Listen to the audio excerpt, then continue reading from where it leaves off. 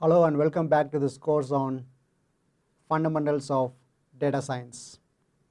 Recently we are talking about various languages, tools, softwares, packages that are useful for data science students, and still today we will discuss few more points on how we can get more use of this data analysis system.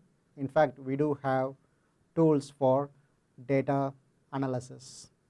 In fact, you will find certain overlap between this data analysis tool and other tools that we have seen so far, especially like for data analysis with respect to data visualization. For example, they may have certain overlap, as well as we talked about certain languages and software packages, tools. Of course, these tools can also be used for data analysis. Anyway, today we are going to fix on to few more softwares that are essential for data scientists, which are useful for data analysis. Let's start with the first one here. Generally speaking, data analysis, as we already know, can be divided into two different types of descriptive statistics. One is called explanatory data analysis, which, as the word says, explanatory, it has to explore or explain things just by exploring the data analysis. The second is about confirmatory data analysis. The first one is EDA, the second one is CDA. So in explanatory data analysis, it involves things like establishing data's underlying structure, identifying the mistakes and missing data, establishing the key variables and spotting anomalies. These are some of the features of the explanatory data analysis. When it comes to the primary EDA, is basically for formal modeling of hypothesis and testing. So we see that EDA is for seeing what the data can tell us beyond formal modeling and hypothesis testing, whereas the CDA, confirmatory data analysis, usually is used to evaluate the evidence using traditional statistic tools such as significance, inference, and confidence. So that's the basic difference between these two types of data analysis. Anyway, for performing these data analysis, there are a lot of tools available, and apart from this analysis, there are different types of data analysis can be performed with other tools as well. As I just mentioned earlier, data analysis is closely related to data visualization and data disseminations.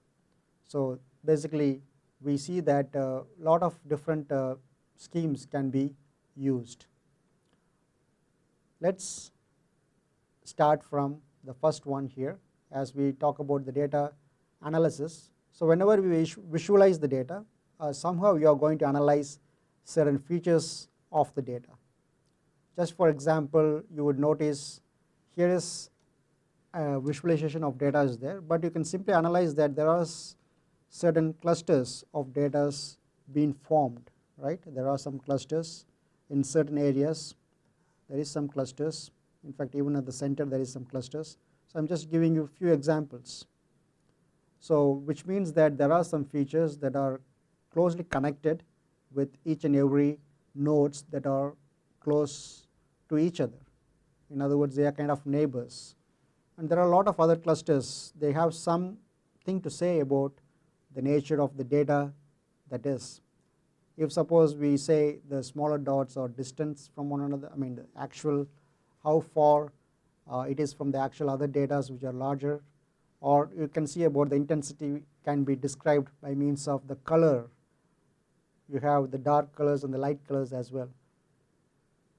Yes, various features can be used in these kind of visual analytics, and that can be used for data analysis as such. So if you are using any data visualization tools, that will be good as well. So generally speaking, we are going to consider few of these tools today, but there are lots and lots of data analysis tools available out there.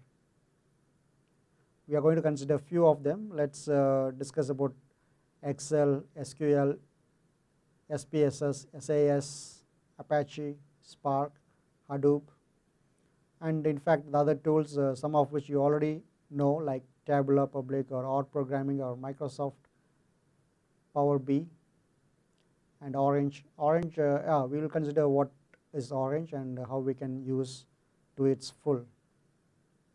Okay, coming back to this part of Excel. Yes, by this time you may come across this Excel.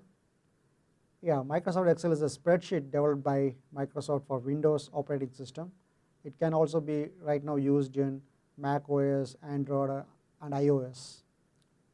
So it has various features like calculation, graphical tools, pivot tables, and there are a lot of other microprogramming languages called Visual Basics for applications can be also integrated. So especially in the past, it is called as the spreadsheet with the name called Lotus 123, but later on it takes this new form called Excel. It's a part of Microsoft Office suite for the software. So here's a simple example of what they have, like for x and y is given with y is equal to x power 2. So that has been displayed in this example. So what is this Excel and how powerful it is?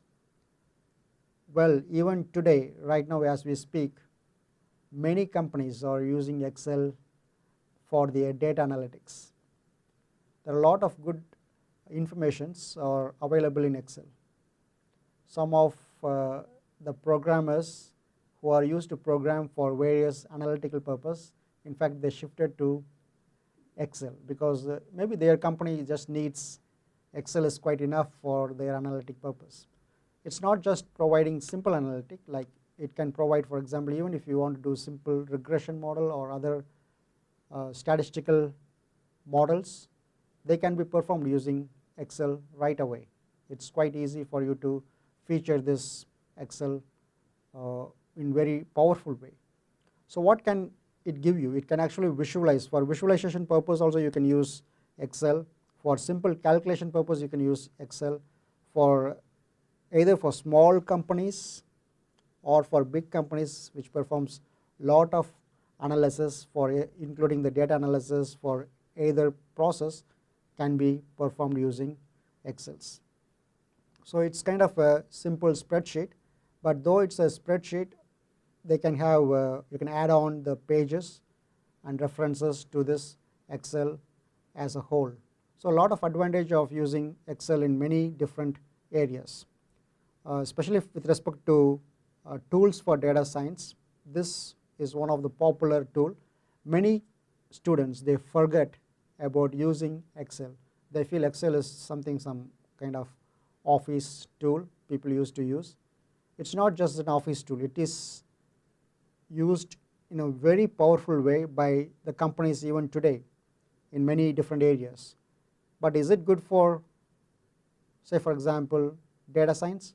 Yes, it is quite good for data science. Even many people are using for data science. For example, if you want to analyze even missing data, or if you want to analyze certain data manipulation process, for example, if you want to analyze about how to integrate various features of the data, this can be done as a whole using Excel process. Excel is very powerful, and yes, though Excel is not a key tool for data scientists, for many data that we have in hand, Excel is very powerful.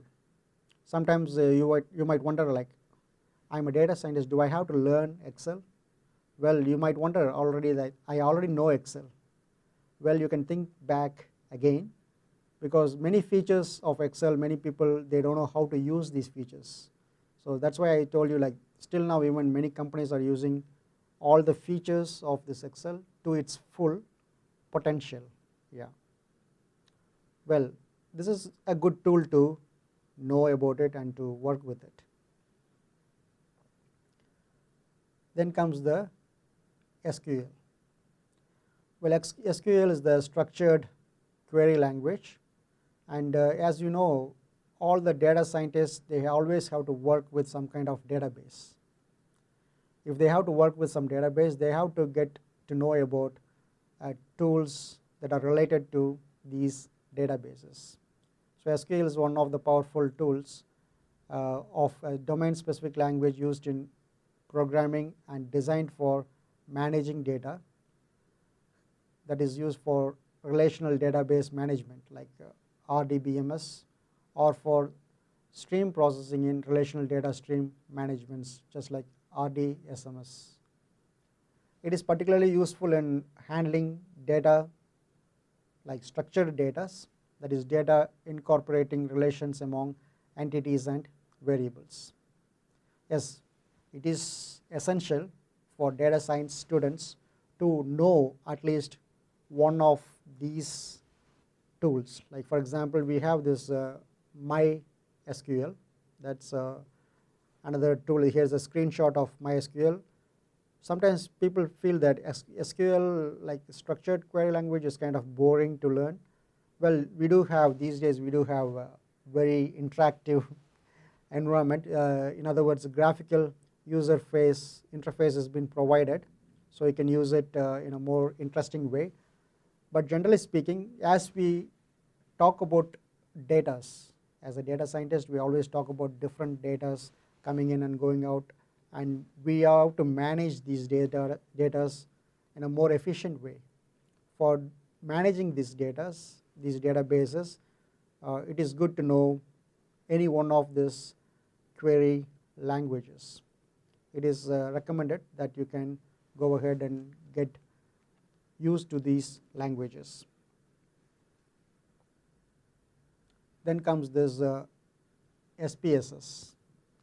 So this software was actually originally named as Statistical Package for Social Science, SPSS, but we can also call it as like Statistical Product and Service Solutions.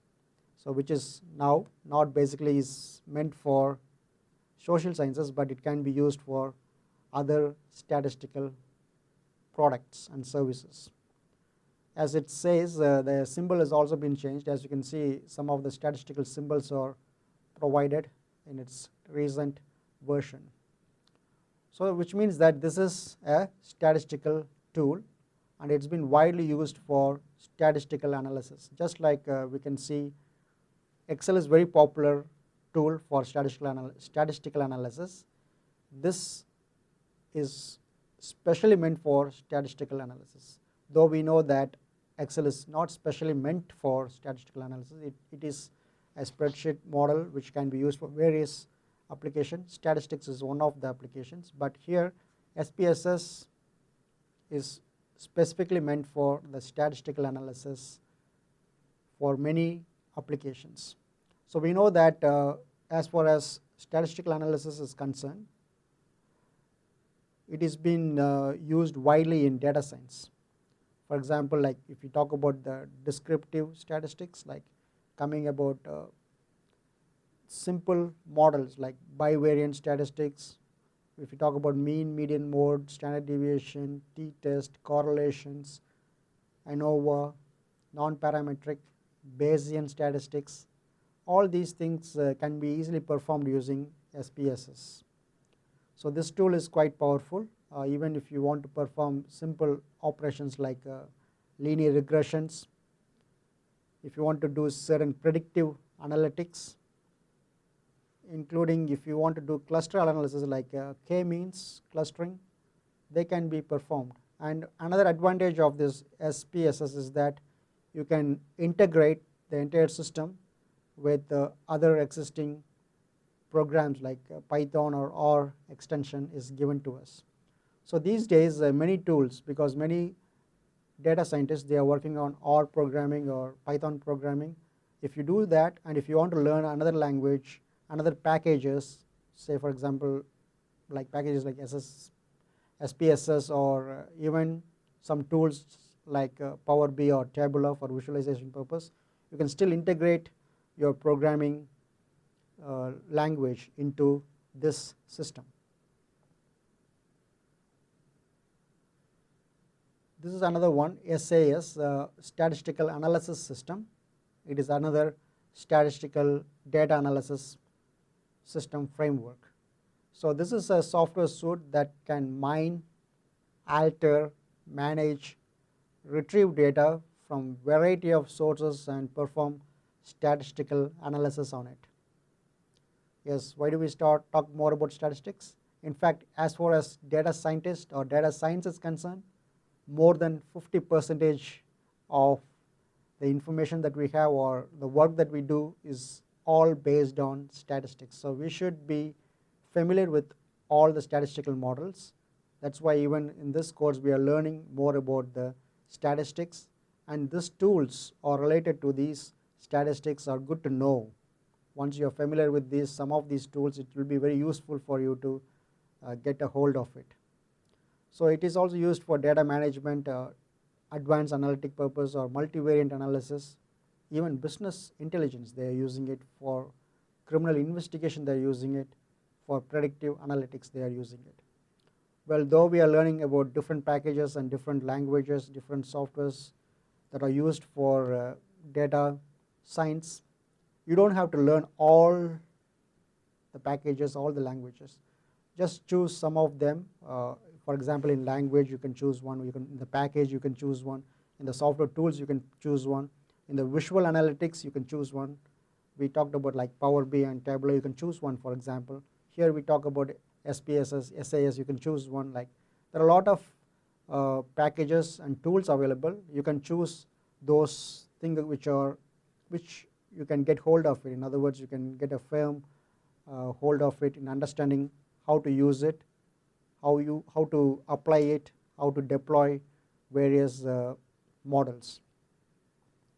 Okay, so this SAS software suite also provides more than 200 components, and these components includes various features like data mining process, statistical analysis operations, and time series analysis can also be performed. Interactive matrix language can be done.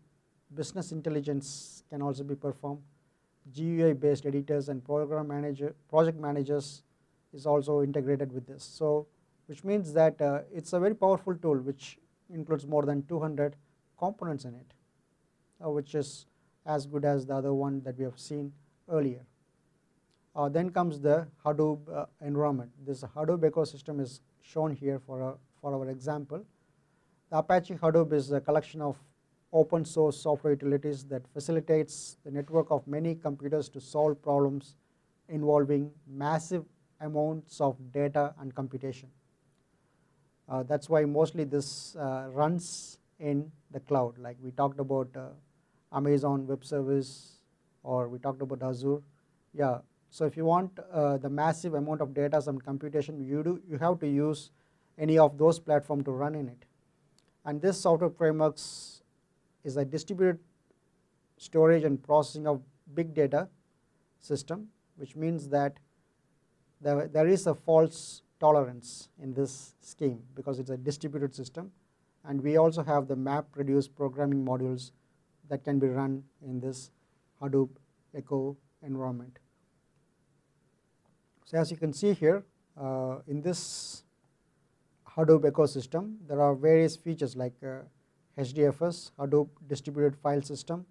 Then you have the Yarn, the Clustered Resource Management. Yarn is a resource manager actually. It manages all the resources as it is just up one level from the HDFS, and it actually can interact with both HDFS as well as the MapReduce. MapReduce is a data processing framework, and there are a lot of other categorical tools being added like Pig, Hive, Manhot, and you can also have say for example MongoDB or Cassandra, because these are some of the database tools that are available. HBase is another tool that can be added. So here is some information about given in generally with regards to all the framework models.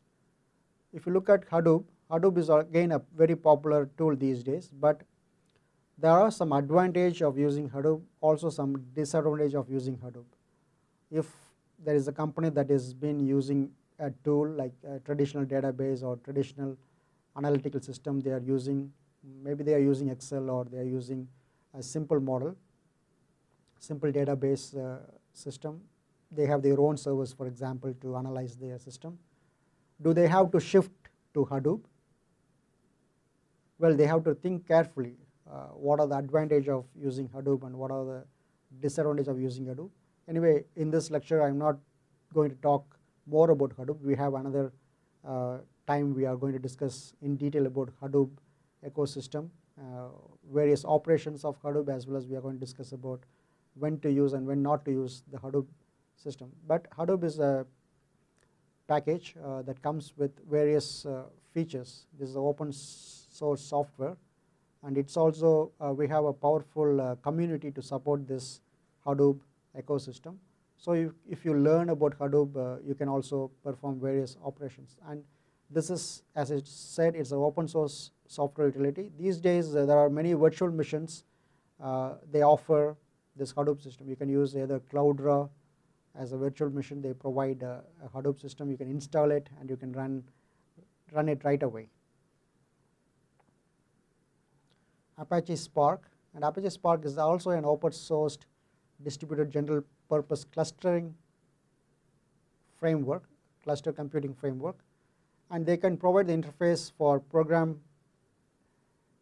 entire cluster into implicit data parallelism. In other words, data parallelism is possible, and since they have data parallelism, the fault tolerance is also possible.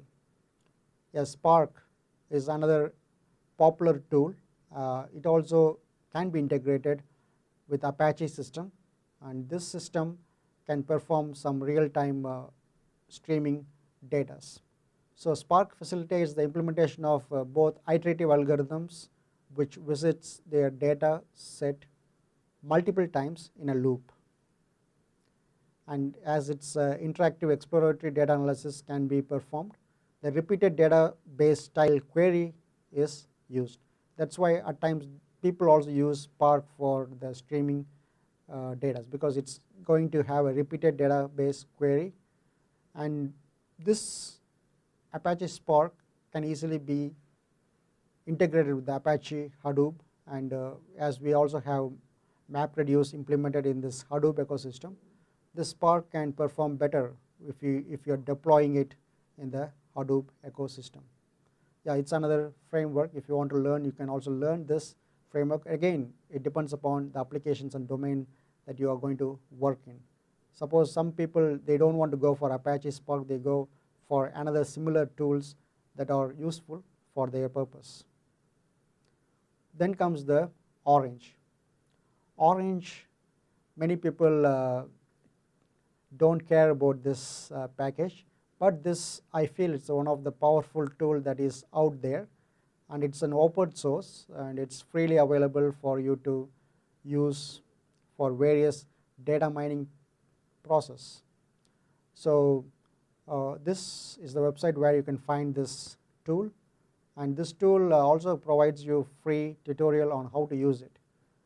Let me give a simple explanation of how this tool has been used and how powerful it is. It's very interactive. It's all like this block, as you can see here. You can just use, if you click the file and then you can open a file, CSV file, any file, and once you open the file, you can have an option of, say for example, scattered plot, or you can perform neural networks. If you want to perform regression, you can perform any of those operations. You can see here there is an option for performing Navy Base, logistic regression, SVM, and you can have a test learners. Then if you want to perform ROC analysis, lift curves, confusion matrix, you can do it easily. If you want to provide varied distribution, you can do it. If you want to provide confusion matrix based on this scattered plot, you can do it. Again, you can have distributions. So it's a very interactive tool. It's mostly drag and drop, and you don't really have to program. No programming is required. This goes beyond, I would say, the visual analytics that we talked about with respect to Tableau and PowerBI, but this is quite a different approach. They use various inbuilt algorithms, can be easily performed without any programming. You just have to choose the algorithm, you just have to input the data set that you have in hand, and you can visualize it right away. So here is some of the visualization part of the Orange software. So if you are new to data science, if you're not having any programming background at all, and if you want to perform simple operations, simple algorithms, if you want to deploy it, implement it right away, yes, you can go for this Orange software.